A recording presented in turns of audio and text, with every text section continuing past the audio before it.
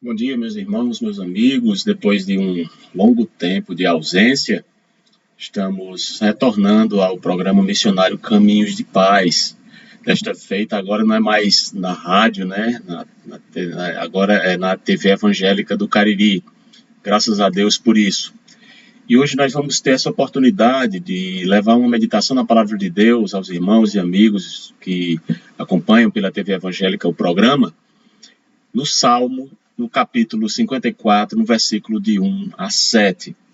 Gostaria que você parasse um pouco, abrisse sua Bíblia, se você tiver aí no celular, no tablet, no computador, então a Bíblia mesmo. E por alguns instantes, vamos meditar na Palavra de Deus do Salmo 54. Diz assim o texto: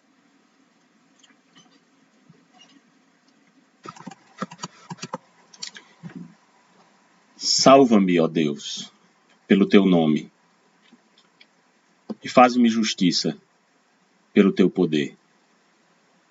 Ó Deus, ouve a minha oração. Inclina os teus ouvidos às palavras da minha boca. Porque os estranhos se levantam contra mim e tiranos procuram a minha vida. Não tem posto Deus perante os seus olhos. Selá. Eis que Deus é o meu ajudador. O Senhor está com aqueles que sustentam a minha alma.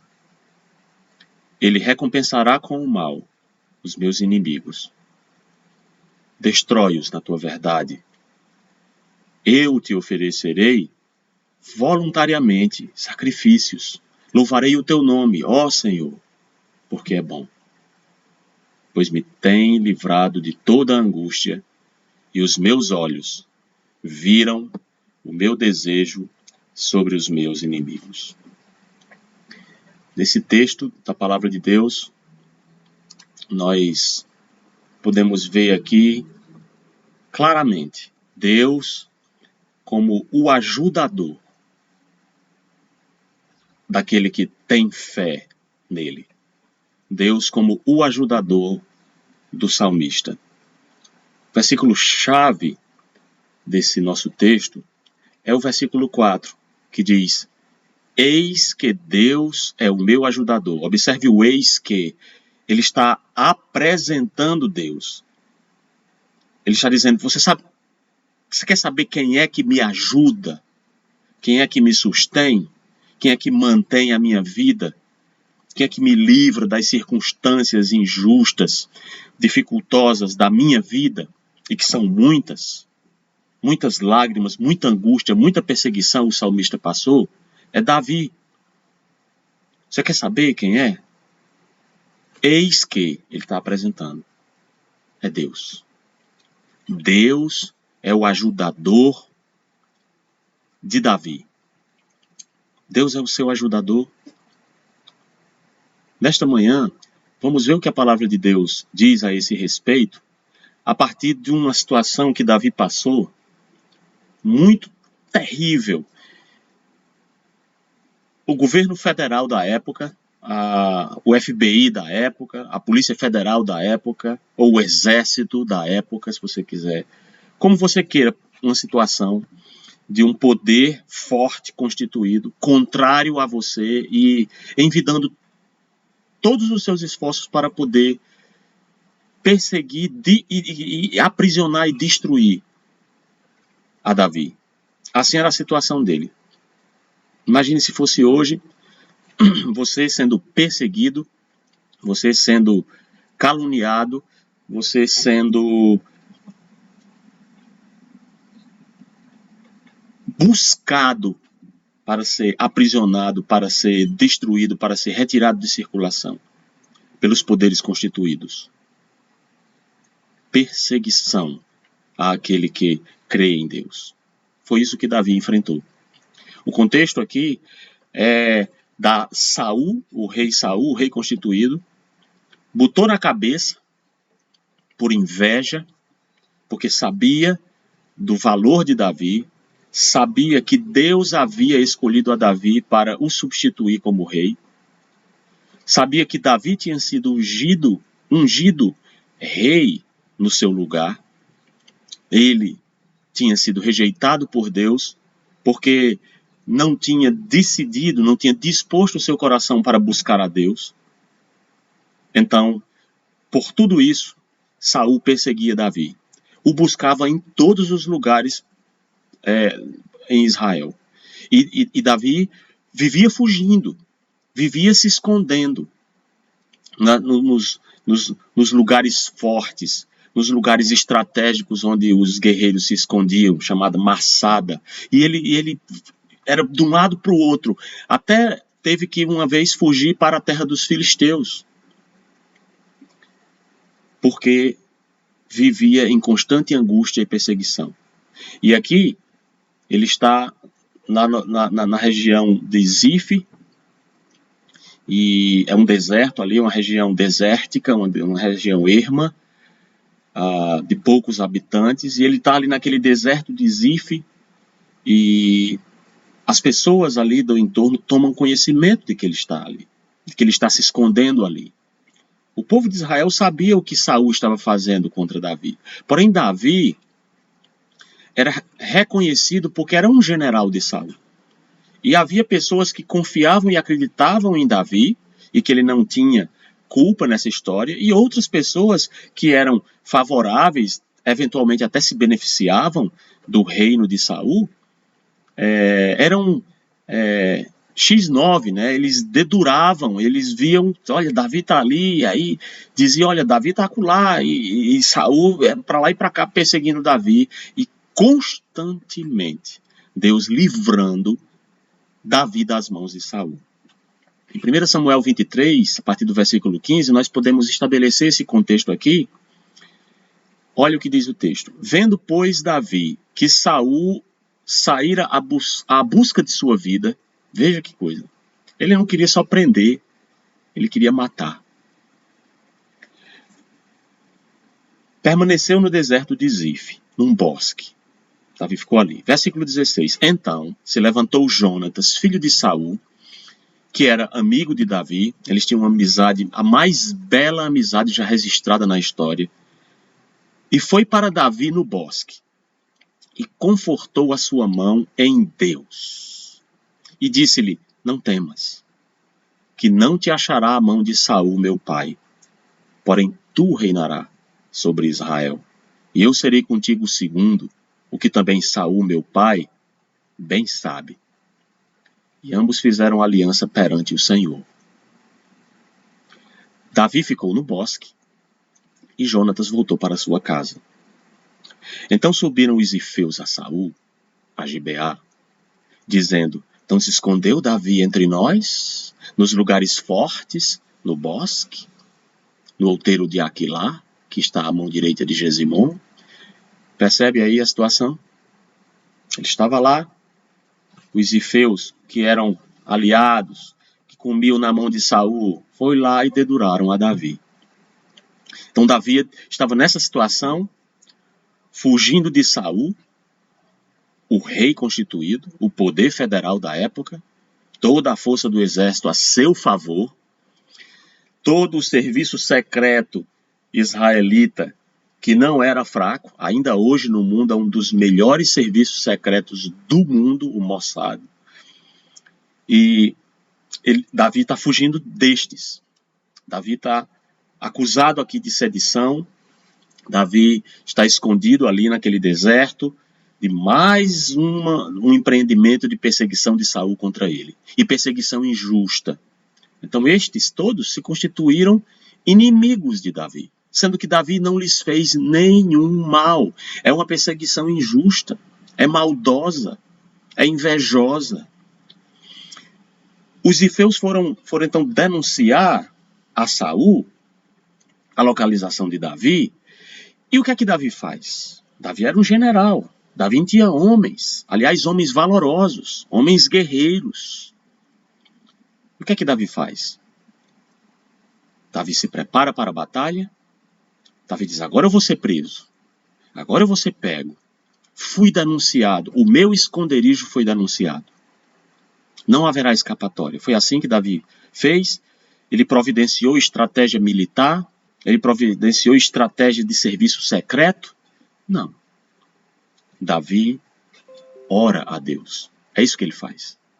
Davi, então, ora a Deus por libertação.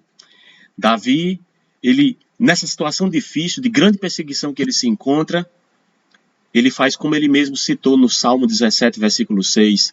Eu te invoquei, ó Deus, pois me queres ouvir. Inclina para mim os teus ouvidos e escuta as minhas palavras. É isso que Davi faz. O tempo inteiro, em toda a sua vida, o que permeia a vida dele, nas circunstâncias que ele enfrenta, é oração, é clamor, é busca a Deus. Ele recorre a Deus o tempo inteiro, em todas as circunstâncias. Se ele está alegre e se ele está feliz, ele recorre a Deus para louvá-lo, para exaltá-lo, para engrandecê-lo. É assim que é Davi. Nessa situação aqui, desse texto da palavra de Deus, Davi fala a respeito do Senhor. Veja, ele diz, observe aqui, ele diz: ó Deus, ouve a minha oração. É isso que ele faz. Ele diz: ó Deus, ouve a minha oração. Inclina os teus ouvidos à palavra da minha boca. Então Davi imediatamente está aqui empreendendo clamor diante de Deus, oração diante de Deus. É isso que ele faz.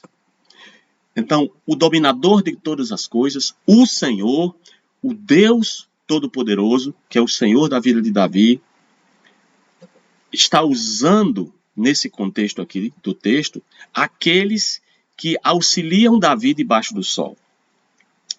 A palavra de Deus diz aqui que os estranhos se levantam contra mim. Ele está falando aqui de Saul, ele está falando, aliás, dos ifeus mais imediatamente que o deduraram, e tiranos, aí agora se referindo a Saul, porque Saul realmente está agindo com tirania, com maldade, procuram a sua vida. E ele observa aqui a principal característica desse tipo de gente. Gente que se levanta contra quem serve a Deus. Gente que se levanta para matar, para assassinar, se não a pessoa, a reputação da pessoa. As características principais dessa pessoa é que eles não buscam a Deus. É que eles não têm posto Deus diante de seus olhos. São pessoas irreligiosas. São pessoas, pare para pensar. O texto pede para parar para pensar. São pessoas que não querem conversa com Deus. São essas pessoas que perseguem os servos de Deus. É o que está acontecendo aqui com Davi. E ele apresenta, fazendo a oração dele, quem é o seu ajudador? A quem ele recorre? A quem ele busca? Diz: eis que o meu ajudador, o Senhor, está com aqueles que sustêm a minha alma. Veja que coisa interessantíssima. Deus é o seu ajudador, não é outro. Deus é o seu ajudador, não são os seus 600 homens que o acompanhavam, homens guerreiros, homens valorosos. Não. Ele diz: o Senhor, e aqui observe que é o Senhor minúsculo. Mais embaixo, nós vamos ver aqui o Senhor maiúsculo. Aqui é o nome de Jeová. Aqui é no sentido de dominador, Adonai. Então Deus é o Senhor. E é o Senhor, o dominador de todas as coisas, aquele que está sobre todas as circunstâncias, aquele que determina a situação caótica, aquele que mexe na probabilidade do acontecimento das coisas. O Senhor está com aqueles que sustêm a minha alma. Então, Davi reconhece, Davi vive na vida real, Davi está aqui no mundo físico, debaixo do sol, sujeito a tudo que todas as pessoas estão sujeitas, como eu e como você. E ele sabe que ele precisa de um auxílio, ele sabe que ele precisa de um local para se esconder, ele sabe que ele precisa de pessoas humanas que o ajudem caso tenha que enfrentar uma batalha. Ele sabe que precisa de ajudadores físicos, humanos, palpáveis. Ele sabe que para poder subsistir, ele precisa garantir circunstância logística, alimentação, água, proteção para ele, para sua família, suas mulheres, seus filhos que o acompanhavam e os seus homens, os seus soldados, o seu povo. E ele diz, mas não são esses que sustêm a minha alma no final das contas. Ele sustém a minha alma sim, mas sabe por quê? Porque o dominador de todas as coisas é que está com aqueles que sustentam a minha alma. No final das contas, é o Senhor que sustenta a minha alma. Então sim, auxílio lhe vem de algum lugar. Você está vivo e vive e sobrevive porque você trabalha, porque você tem um emprego, porque você pega o seu dinheiro, vai lá e compra os seus víveres, paga as suas contas. Mas sabe quem é que lhe concede todas essas coisas? O dominador de tudo. O seu ajudador. Deus é quem é o ajudador. E Deus, o ajudador, é o dominador de todas as coisas. Olha, o Deus que lhe ajuda domina sobre tudo. Era assim que Davi pensava. E Davi reconhecia que tudo aquilo que lhe amparava, que sustinha a sua alma, tudo que o ajudava, que o apoiava, que lhe dava condições de viver e sobreviver, era porque o Senhor estava com eles. Era porque o Senhor era que providenciava que aqueles sustivessem a Davi. É assim. Deus é quem é o ajudador. Em Isaías 41, versículo 10, tem um texto na palavra de Deus que diz assim: não temas, porque eu sou contigo.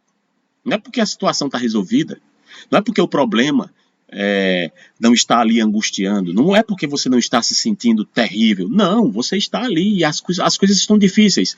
Mas você não vai temer, é porque eu sou contigo. Deus está afirmando aqui para o profeta, para o povo de Deus, para o servo de Deus, que ele era com ele. Então ele não devia temer. E aí na poesia, no paralelismo, ele dá ênfase dizendo: não te assombres, você não vai temer, você não vai se assombrar, porque eu sou teu Deus. Eu sou contigo. E sabe por que eu sou contigo? Porque eu sou teu Deus. Então, se eu sou teu Deus, eu sou contigo. É uma via de mão dupla. Eu te fortaleço, em primeiro lugar. Então, observe. Deus age poderosa e sobrenaturalmente e lhe fortalece. Quando ele lhe fortalece, as coisas vêm para o mundo físico e natural. E você fica fortalecido para enfrentar a situação. Eu te ajudo. Ele cria as circunstâncias, ele manda pessoas, ele manda coisas, ele promove os seus livramentos invisíveis, mas que são experimentados palpável e visivelmente. Ele ajuda no meio da situação, no meio do problema. E te sustento, diz o versículo, com a destra da minha justiça. No Salmo 144, versículo 7, diz: estende as tuas mãos desde o alto. Vem de cima. É exógeno, é sobrenatural. Vem do alto. Vem da parte de Deus. E livra-me. E arrebata-me das muitas águas e da mão dos filhos dos estranhos. Então Davi se vê sendo perseguido injustamente, mas confia em quê? Confia na mão de Deus, que desde os céus é que é capaz de promover real livramento. Livramento de mãos físicas. livramento de gente aqui debaixo do sol que ele pode ver, ele pode sentir o perigo de intentos malignos claros contra ele, injustos, capazes de até mesmo tirar a própria vida de Davi. Então, pessoas perseguem os discípulos do Senhor, sempre foi assim, e tem sido, e tem se acirrado mais recentemente. Pessoas que não põem Deus, diz o texto, não põem Deus diante de seus olhos. É o que diz o texto, a palavra de Deus, claramente, a respeito daqueles que não confiam em Deus. Versículo 3 diz, eles não têm posto Deus diante de seus olhos. Quer dizer, Deus não é a referência deles. Deus, eles não têm, eles não têm Deus por seu Deus. São estranhos, não fazem parte da família de Deus. Não são íntimos do povo de Deus. Não compactuam dos mesmos interesses espirituais do povo de Deus. Então, eles são de algum modo contrários aos servos de Deus. Você tem enfrentado pessoas assim na sua vida? Pois é. O que foi que Davi fez? É o que nós devemos fazer também. Clamar a Deus por justiça. Essas pessoas causam dano a nós. São pessoas capazes de infringir sofrimento aos servos de Deus. Sim. Sim, Salmo 143:3 diz, pois o inimigo perseguiu a minha alma, atropelou-me até ao chão, fez-me habitar na escuridão, como aqueles que morreram há muito. Essa é a situação. Você sofre. E você pergunta, cadê Deus? Por que ele não impediu que eu sofresse? Não é assim que Deus age. Nós estamos sujeitos a tudo que todas as pessoas passam debaixo do sol. Só há um detalhe. Deus, em meio a tudo isso, em meio a caóticas situações, a caóticas perseguições, Deus é o nosso ajudador. É isso que diz a palavra de Deus. E aqui nesse texto, quanto a Davi, ele tem por certo que haverá recompensa justa. Observe aqui, versículo 5. Ele recompensará com o mal os meus inimigos. Destrói-os na tua verdade. Então, ele tem por certo que Deus vai recompensar. Ele tem por certo que Deus não vai permitir que esses inimigos o vençam. Ele tem por certo que Deus vai intervir. Que Deus vai chegar no momento certo e livrar, e trazer um juízo sobre a maldade que está sendo feito contra ele. Ele clama por justiça. E ele vai ser livrado. Ele vai ser livrado. Por quê? Porque é verdade o que o mal tem feito. É verdade. E ele pede para que essa destruição seja feita na verdade de Deus. Porque Deus está vendo o que esse povo está causando ao servo de Deus. Mas Davi, e aqui é o principal ensinamento que nós devemos tirar essa manhã para nós, sendo Deus o nosso ajudador também. Davi não perde tempo. Quanto a Davi não perde tempo se ressentindo do mal causado. A gente não vê ele se ressentindo do mal causado. Ele só expõe diante de Deus. Ele não perde tempo temendo a perseguição. Não.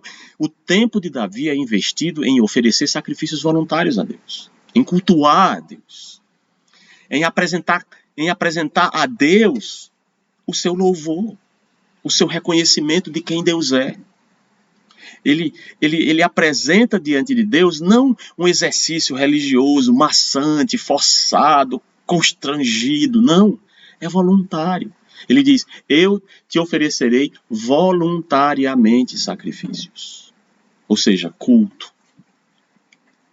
Números 15:3 diz, e ao Senhor fizerdes oferta queimada, holocausto e sacrifício para cumprir um voto, ou uma oferta voluntária, é isso que Davi fez, ou nas vossas solenidades para fazerdes ao Senhor um cheiro suave de ovelhas e de gado, ou seja, agradar a Deus.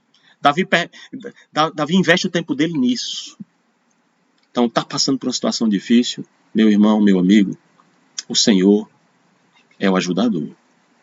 Ele é o seu ajudador. Davi não perde tempo. Ele investe o tempo dele em oferecer sacrifício a Deus.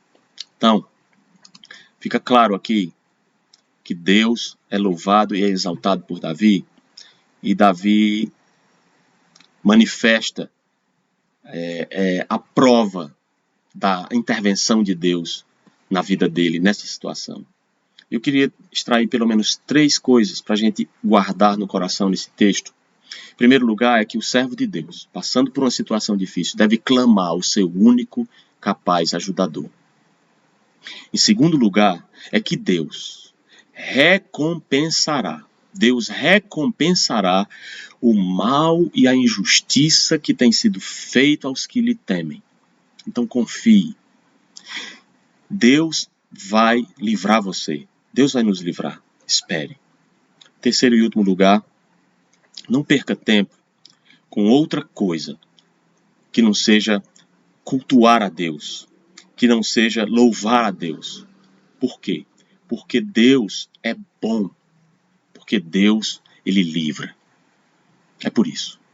Então, na situação difícil que você estiver enfrentando, confie em Deus. Na situação difícil que você estiver enfrentando, louve a Deus. Porque Ele chega junto. Ele intervém. E Ele vai lhe livrar. Que Deus possa abençoar a você com a meditação da sua palavra.